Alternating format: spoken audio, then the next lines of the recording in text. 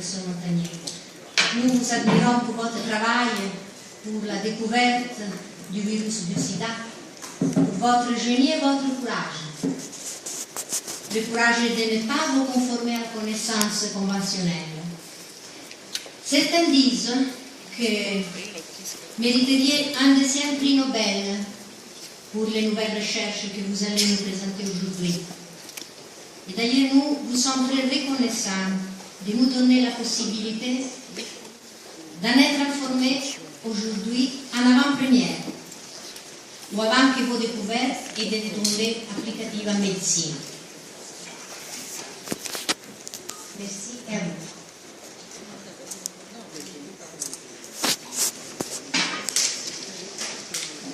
Merci de m'avoir invité à cette réunion. Et donc je vais parler un peu plus de biologie, mais mes collègues physiciens ont déjà beaucoup introduit le sujet et nous donné beaucoup d'idées à réfléchir.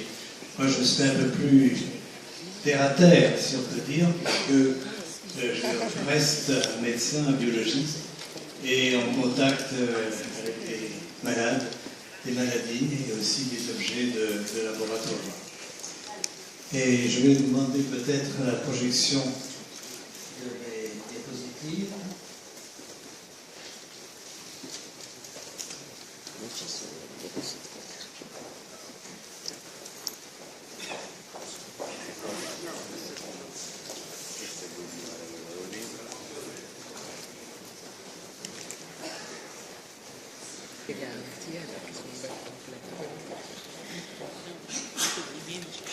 Je vais passer sur les premiers éléments de ces projections, car c'est des choses qui n'ont pas beaucoup de rapport avec l'eau, mais simplement on vous rappelle, pour les médecins, vous les connaissez déjà,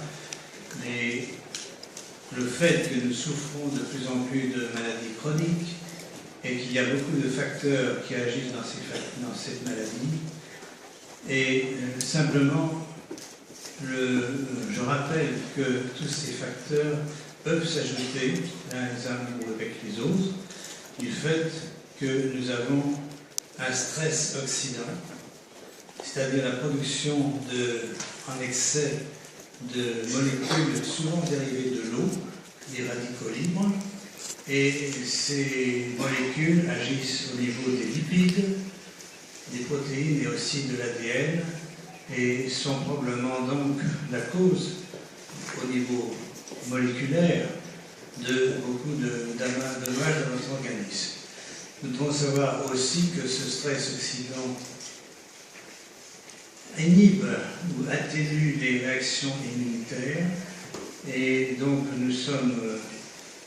quand nous sommes exposés à ce stress oxydant, nos défenses diminuent et laissent la place à des agents pathogènes qui nous entourent, des microbes, des bactéries, des virus et d'autres. Et ceci est fait que nous souffrons, quand nos défenses immunitaires sont diminuées, de beaucoup de persistance chronique de ces micro-organismes. Des virus, des bactéries, des parasites, et tout cela varie très très vite en fonction de nos réactions du système immunitaire, mais aussi de nos réactions artificielles en tant que médecins. Donc les traitements que nous affligeons à ces organismes leur imposent une sélection et les font varier et génèrent donc des mutants qui échappent à nos traitements. C'est le cas notamment des bactéries et qui forment des biofilms, ont des gènes de résistance aux antibiotiques, forment des formes extrêmement petites et aussi s'associent à d'autres parasites pour former des systèmes complexes qui nous attaquent. Par exemple, il existe des systèmes où une bactérie devient un symbionte d'un parasite, d'un ver par exemple, et dans ce cas, le parasite a une force plus grande contre l'autre qui l'attaque.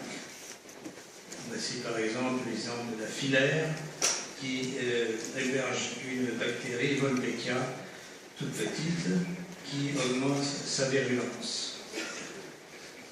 Bon, toutes ces préliminaires pour vous dire que nous devons trouver des moyens, bien sûr, de détecter ces parasites, de lutter contre eux. Et ceci n'est pas facile avec les moyens que nous avons à l'heure actuelle. C'est pour ça que, depuis un certain temps, je me suis consacré à rechercher des méthodes de diagnostic extrêmement sensibles qui permettent de détecter, de voir la persistance de bactéries intracellulaires, par exemple, ou de virus, dans des formes qui sont résistantes au traitement et au système immunitaire. Donc voilà un peu le début de mon exposé. Maintenant, je vais vous parler un peu plus de l'eau, comme mes collègues physiciens précédents, mais d'une façon bien sûr plus concrète, mais aussi peut-être plus partielle, car cette eau que nous allons étudier va surtout nous apprendre que nous pouvons détecter des bactéries ou des virus dans des formes qui échappent à nos moyens d'investigation habituels. Et donc pour la médecine, ce sera probablement très important de connaître ces technologies, de les utiliser dans les prochaines décennies. Et je vous remercie donc d'être venu ce matin pour cet exposé organisé par l'Ordre des médecins. Je remercie particulièrement l'Ordre des médecins italiens est en pointe dans l'ouverture et la recherche, et vraiment je lui adresse toutes mes félicitations. Alors nous avons donc deux technologies pour détecter ces bactéries, ces virus à l'heure actuelle, une qui existe déjà mais que nous avons un peu perfectionnée, augmenté sa sensibilité, et une autre qui est tout à fait nouvelle, qui repose sur la production d'ondes électromagnétiques dans des structures induites dans des dilutions de l'eau par certaines séquences d'ADN. Donc nous sommes ici dans le monde pathologique, c'est-à-dire que ce que nous voyons, ce sont des phénomènes qui dérivent de microbes, d'agents infectieux, et bien sûr, on pourra certainement, probablement dans le futur, les extrapoler et écouter les musiques dont parlait le professeur Desjeux-Dissé, non seulement dans les maladies, mais aussi dans le fonctionnement non normal de l'organisme, dans l'embryogenèse et dans le fonctionnement de notre corps jusqu'à la fin.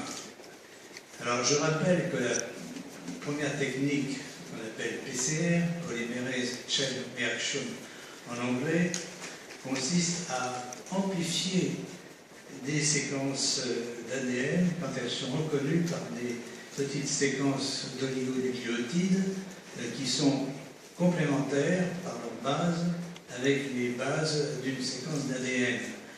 Alors ceci déjà pose un problème d'ailleurs, puisque classiquement cette reconnaissance se fait au hasard, par les rencontres au hasard, ce qu'on appelle le mouvement brownien, mais comme l'a dit Emilio Desjeux-Dissé, il est possible que cette rencontre ne se fait pas au hasard, qu'il y ait donc une reconnaissance à distance des oligonucléotides sur les séquences des bases. Et en effet, tout ceci se fait très mathématiquement, très physiquement, rapidement, et en quelques cycles d'amplification, car ces fixations vont permettre à une polymérase d'ADN particulière, qu'on appelle la traque polymérase, de lire les séquences qui sont reconnues entre les deux paires d'amorces, donc sur des petites régions de l'ADN. Donc la polymérase va étendre cette chaîne, et ensuite, du fait qu'elle est résistante, elle provient d'une bactérie résistante à la chaleur, cette polymérase va travailler à nouveau dès qu'on va ouvrir la chaîne d'ADN à nouveau, et ainsi de suite. On aura donc une amplification exponentielle des millions de fois d'une petite séquence d'ADN. Et nous avons monté en général il y a 35-40 cycles au maximum de cycles d'amplification. Mais nous avons encore monté cette sensibilité en allant jusqu'à 70 cycles d'amplification.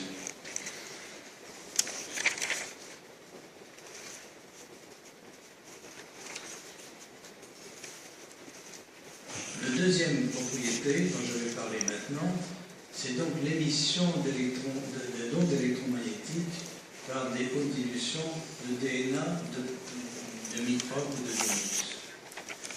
Alors, nous sommes partis d'un système élaboré par Jacques Delgeniste qui consistait à amplifier des signaux électriques provenant de la capture dans une solénoïde d'ondes électromagnétiques d'un échantillon, et cette amplification aboutit finalement à un ordinateur qui va analyser les signaux et montrer qu'effectivement certaines séquences, dans certaines conditions, vont émettre des signaux au-dessus du bruit de fond naturel qui existe dans ce système. Ce que nous avons observé, c'est que des dilutions de filtrat, car la filtration est importante dans cette affaire, par des filtres de 100 nanomètres ou de 20 nanomètres, vont émettre des signaux. Et ces signaux existent également dans l'organisme, dans le sang des patients qui sont affectés par les mêmes agents infectieux. Alors voici donc un schéma qui va vous montrer comment on travaille. Après filtration et extraction de l'ADN, et je répète, on peut également travailler directement sur le sang du patient et séparer simplement le plasma à l'état frais. Si on congèle, bien sûr, on perd toute cette information, et là, on peut la récupérer en extrayant l'ADN du plasma. Et on commence à des conditions, à des concentrations très faibles, 2 nanogrammes par millilitre, et la filtration, soit à 100 nanomètres, soit à 20 nanomètres, va permettre ensuite de faire des dilutions de 10-110, et le signal apparaît à partir seulement de certaines dilutions. Ici, à partir de 10.8 jusqu'à 10.13, et on peut calculer, alors ceci évidemment me réfère un peu à l'homéopathie, on peut calculer qu'à ces dilutions, il n'y a plus de molécules d'ADN dans les tubes qui émettent. Donc l'émission se fait pas par elle peut se faire au départ par l'ADN, mais dans ces tubes, elle se fait par l'eau informée par la structure de l'ADN. Et bien sûr, c'est un phénomène qui demande de l'énergie, et l'énergie est apportée de l'extérieur par une émission électromagnétique de faible fréquence, entre 7 et 100 Hz, et c'est cette émission d'ondes électromagnétiques peut être naturelle. Il existe effectivement autour de la Terre circulent des ondes de cette fréquence, de l'ordre de 7,8 Hz au départ. Ce sont les ondes de Schumann, mais on peut aussi remplacer ces ondes naturelles par des ondes produites par un générateur artificiel, et simplement on se protège des ondes naturelles à ce moment-là par une coque de métal, de mu-métal, qui va absorber les ondes naturelles. Ce que l'on observe donc, c'est un signal de fréquence plus importante, entre 1000 et 3000 Hz, mais aussi une amplitude plus importante. Donc nous avons à la fois un changement de fréquence par rapport au bruit de fond, et aussi une augmentation d'amplitude. Et on peut plus facilement quantifier une augmentation d'amplitude par des systèmes de mesure habituels. On a ainsi qu'on peut calculer des pourcentages d'augmentation de l'intensité du bruit, et on a pu voir que cette intensité est plus grande quand la production par ADN est plus forte.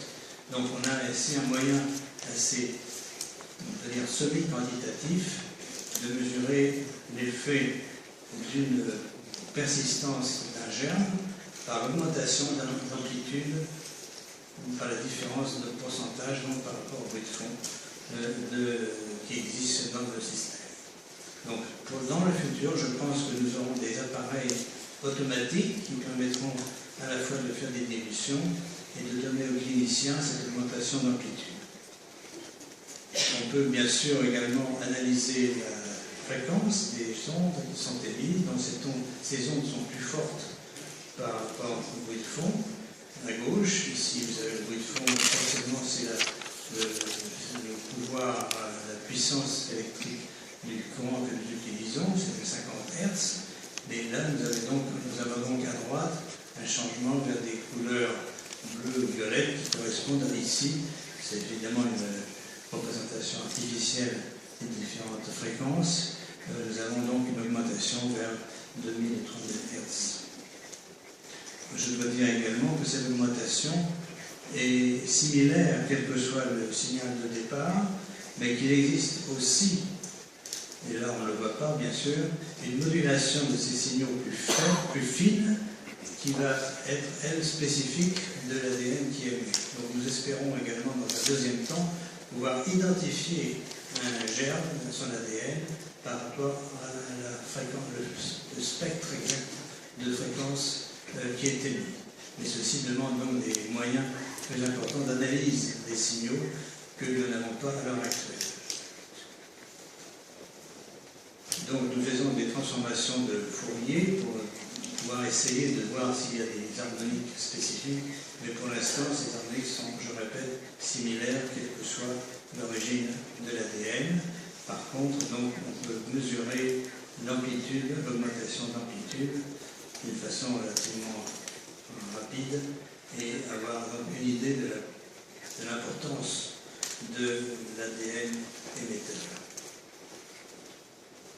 Ce que nous avons donc observé, c'est que la plupart des bactéries qui sont potentiellement pathogènes pour l'homme émettent des signaux. Ceci est très important finalement parce qu'on pourrait se demander si toutes ces séquences, ces fréquences pouvaient être une propriété générale de l'ADN.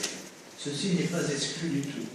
Mais ce que nous observons ici, c'est peut-être la fraction visible de l'iceberg, c'est-à-dire que si vous avez